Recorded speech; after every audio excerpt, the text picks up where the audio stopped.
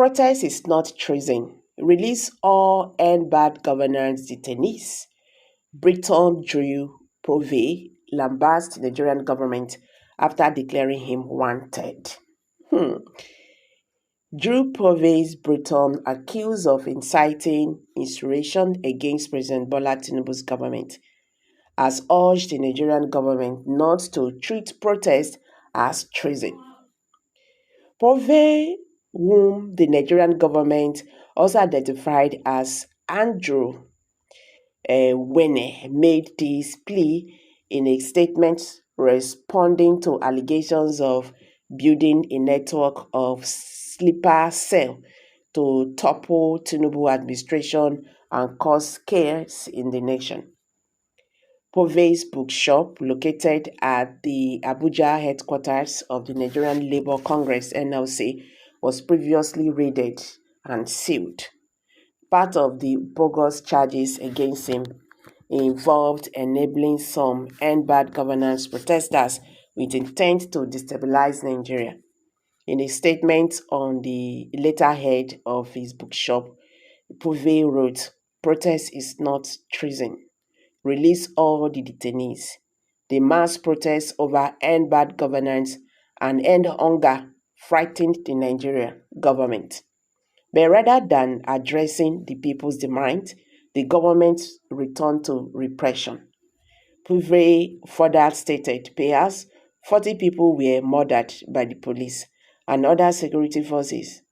Thousands were arrested and many still remain in captive. In Abuja, the authorities have attacked the so-called leaders and organizers of the protest. 10 people face ridiculous charges, including treason, murder, and levying war against the state. The NLC promised a general strike to protect its president Joe Ajaero from arrest and detention in relation to similar charges, despite flimsy nature of the evidence against the detainees. They face long years in prison unless the trade union movement is prepared to protect them. On the 7th August, the NLC said it condemned in the strongest terms the human rights violations perpetrated by security force against peaceful protesters. The first person to be arrested in this case was Elojo Opeoluwa. He is a former colleague of Joe Ajaero, working for NUEA, the Electricians Union, as an organizer in Abuja. He is also the vice chair of the NLC in Kogi State. He has now been detained for over 4 weeks with no tangible evidence. His family was told that he had received a WhatsApp message from one of the other alleged leaders. This was after Opeoluwa had actually been detained. The 10 detainees have been accused of conspiracy to commit a range of serious crimes. However, they barely know each other. 5 of them may have been members of a WhatsApp group set up to organize the protest in Abuja. But the other 5 are unknown to these comrades.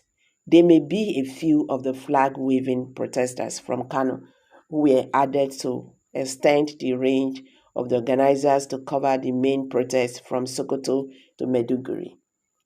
There appeared to be a conflict between the government and the police investigating this case. The head of the Intelligence Response Team, IRT, told the detainees' lawyers that he would have released them, but that he had orders from above not to set them free. So the police have developed what appears to be a ridiculous case involving the owner of the Ive Valley books. They are claiming that he goes under the name of Andrew the Povich, a Russian sounding name, and that he has now left Nigeria for Russia. Neither of these claims are true. Yemi, who works for Ive Valley Books, has, like the other detainees, being treated in a terrible, inhuman manner. He was arrested in front of his wife and 3-year-old daughter. All their phones were confiscated by the police. This was despite appeals from his wife that they needed a phone to get money for food. He was then imprisoned illegally and held in chains, beaten, and tortured for 3 days. His only involvement was to design flyers for the protest on the instructions of his boss. The NLC has shown that it has the power to protect its president. It is now need it is now need to extend these actions to protect its other officers, its members, and the general public. Meanwhile, Sahara reporters had earlier reported that the Nigerian police declared Andrew Martin, Winnie, also known as Andrew Povich, as Drew Povey, wanted for allegedly plotting to destabilize Nigeria and overthrow President Bola Tinubu's government. The spokesman of the force, Adejobi, had disclosed this at force headquarters in Abuja. He had accused the British national Jew of renting a space at Labour House in Abuja for his Eva Value bookshop and establishing Stars of Nation schools in Nasarawa State as a cover for his subversive activities. Adejobi, an assistant commissioner of police, told journalists the Nigerian police force has launched a comprehensive investigation into the activities of the foreign national and the subversive elements plotting to undermine the democratically elected government in Nigeria through unconstitutional regime change and orchestrating violence across the country. Following extensive intelligence gathering and collaboration with other security agencies, 9 suspects have been apprehended who received substantial financial backing from foreign sources to destabilize the country. Okay, so guys, una dey hear una Nigerian government now.